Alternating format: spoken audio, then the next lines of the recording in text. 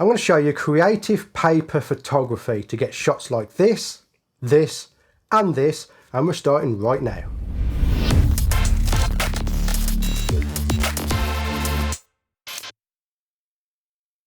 Hello, my name's Stewart Wood and welcome to this video. In this video I'm going to be showing you how you can create images like this. This is what I call creative paper photography, and what's best is you don't even need a macro setup to do this kind of photography. In fact, this image here was taken on my iPhone. So to get started, we're going to need a few ingredients for this particular video.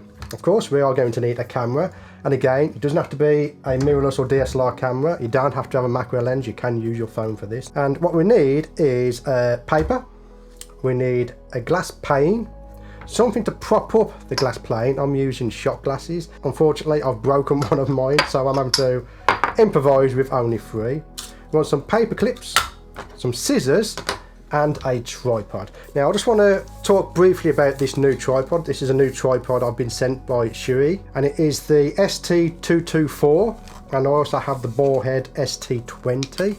I'm not going to go into detail about this tripod. I am going to talk about this tripod when we go out mushroom hunting.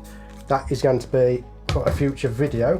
Now let's put some of our stuff aside. So we're going to put all of that aside, and I'm going to go through this slowly but in a little bit of detail so you can understand exactly what's happening. So what happens here is we create some sort of pattern out of paper, we place it onto our glass plane, and then what we do is we light underneath it so it's actually backlit. And in order to get that to work properly, we want something to backlight, and for this we're going to just use a plain piece of paper.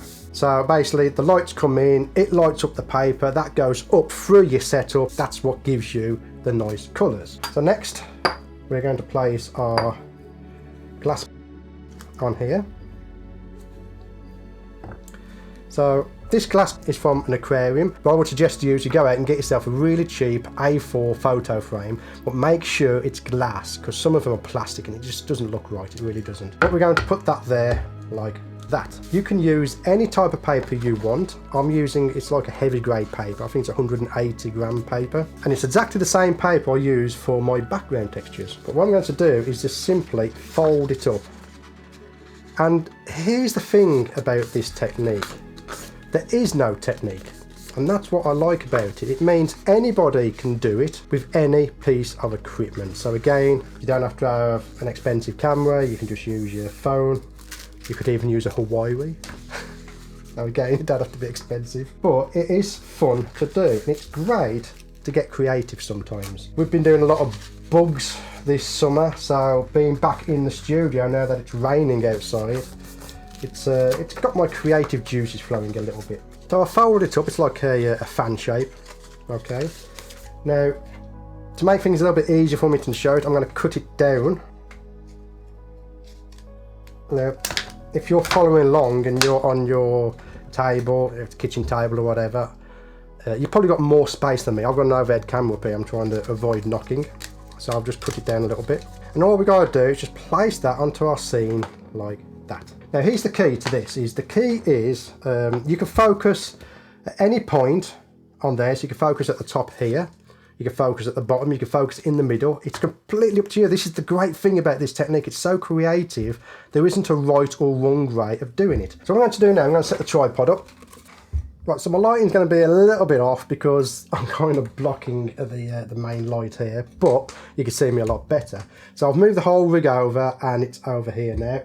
Now I've got my EVF being recorded by the computer, and because of that, Canon in their infinite wisdom turn off the back screen and the EVF whenever you have a HDMI cable plugged in.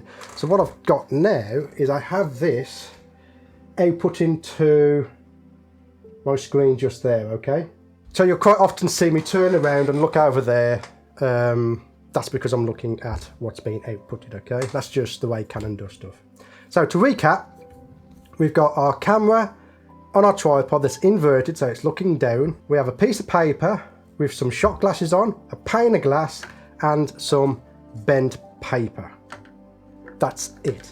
So what I'm going to do is I'm going to focus my camera, and I think I'm going to focus on the top part. So I'm going to focus on this part here. Now because the paper is level, what I can do is set my focus and then move the paper around. So I'm going to zoom in, I'm going to find the edge of the paper, and then we want to hit critical focus on the edge of the paper.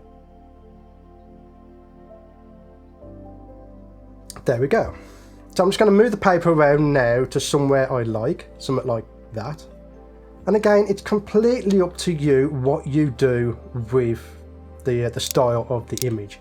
Again, it's called creative paper photography, and you can be really creative with this paper.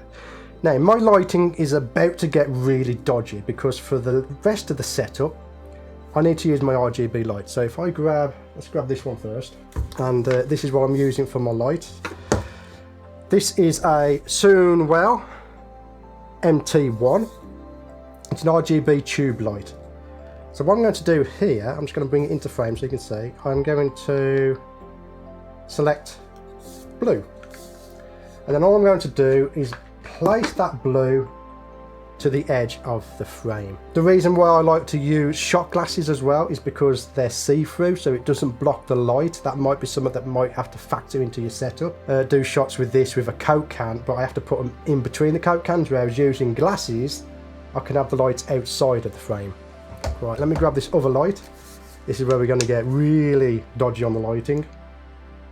I'm going to turn this one to red, and again I'm just going to place it underneath. Okay, so that's what we have so far. Now the red is overwhelming the blue, so I'm going to turn down the red. Exposure is bang on. I am, however, I'm going to put a 10-second timer on there just to be on the safe side, and we'll take a picture. Okay. If you get yourself some paper clips, what we can do here is we can clip it together to create a different effect. Okay, so I've just paper clipped it together. Bring that in. And we don't want the paper clipping shot, obviously, so maybe if we have it coming out of this corner. Again, we're going to check our focus, and we'll take another picture. So I've put my camera behind me here so you can see me a lot easier now. So to recap, all you need is a piece of paper under here. You can use different types of paper. You can use newspaper, coloured paper, you can use glitter paper. Each type of paper will give you a different effect, and I do encourage you to explore that. We've got some shot glasses. Again, you can use normal glasses, but so long as it's see-through so you can have the lights on the outside, you're good to go. A pane of glass. Again, this is from an aquarium. Just get yourself a A4 picture frame, get the glass out of it, and you're good to go. Some paper that is bent into different shapes, and some RGB lighting. Now if you don't have RGB lighting, you can use flash, just gel it. It's as simple as that. It's a very easy setup.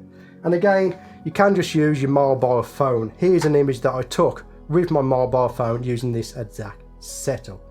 Once you've got your images, you then want to take them into Lightroom. I use Lightroom for colour grading.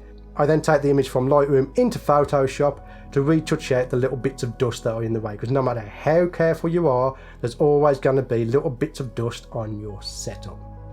Here are some more example images of this type of photography using this exact setup. All of these images have been edited using my macro preset packs available from my website.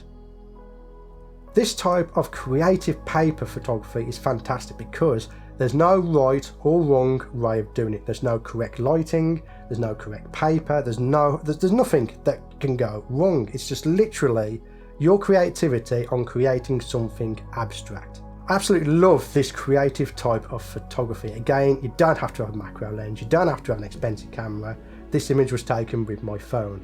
And in fact, I've turned some of these images into wallpapers for my phone, and I've made them available on my Patreon page. I'm talking about my Patreon. There's a link in the description if you want to help support the page. I do want to thank my patrons for helping me to bring you this free content, but that's where I shall leave this video.